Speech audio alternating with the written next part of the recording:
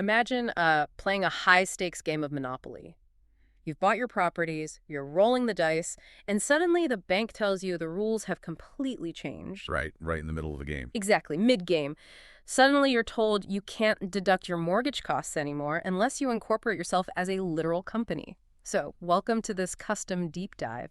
Today, we're looking at the rapidly shifting London property rental market. And it is shifting fast. It really is. We've pulled together a stack of industry updates straight from Benham and Reeves to just kind of cut through the noise for you. Cool. Our mission is simple. We want to decode exactly how these sweeping new regulations and entirely new housing models are radically reshaping London real estate across 2025 and 2026. Okay, let's unpack this. It's honestly the perfect time to look at this because the very foundation of how property investment works in the city is just transforming entirely. Yeah, the legislative shifts happening right now are massive. I mean, we have the Renters' Rights Act expected to become law by autumn 2025 and fully implemented in 2026. And that's paired with the ongoing fallout from Section 24 of the Finance Act 2015. Going back to that monopoly analogy, Section 24 effectively killed off the ability for individual landlords to deduct their mortgage interest from their rental income before paying tax. It completely upended the math. Totally upended it. It did. But what's fascinating here is how the market is actually reacting to that math. Because you might expect a mass exodus of property owners, right? Yeah, people just selling up and leaving. Exactly. But instead, landlords are aggressively adapting. They're increasingly registering and holding their properties within limited companies. Oh, wow. So they're actually incorporating. Yeah. And by doing that, they pay corporation tax instead of income tax, which legally allows them to still deduct those financing costs. So they aren't fleeing the board. They're just, changing their playing pieces. That makes total sense. So Yeah. with traditional mom-and-pop landlords being squeezed by these tax changes and all the new compliance rules, a vacuum is opening up in the rental supply. A huge vacuum. And institutional developers are just rushing in to fill that void. So nicely. Because of these complex new rules and soaring house prices, the traditional model of building homes just to sell to individual buyers is evolving. It's turning into a massive boom in build-to-rent, or BTR development. You're right, BCR. Yeah, and it's not just about adding generic apartments to the market. These developers are succeeding because they offer a subscription lifestyle model. You get gyms, workspaces, concierges. Stuff traditional housing simply wasn't designed for. Right. Here's where it gets really interesting, though. They are engineering entirely bespoke communities. Like the Benham and Reeves updates highlight these mega developments. Oh, like Berkeley's Silkstream Hendon. Yes, exactly, which is heavily targeting the tech sector community.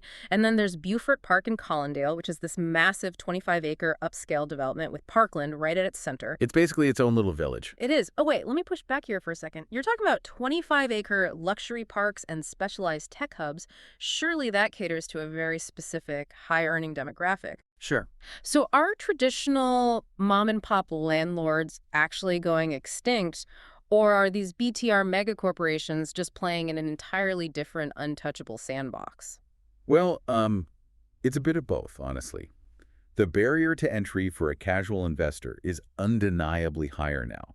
The compliance and the taxation heavily favor economies of scale. Because the big guys can handle the paperwork. Right.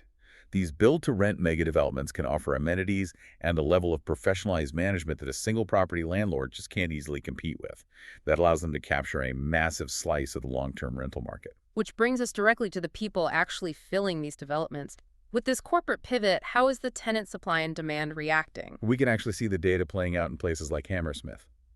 The market there is showing real signs of easing. Wait, easing?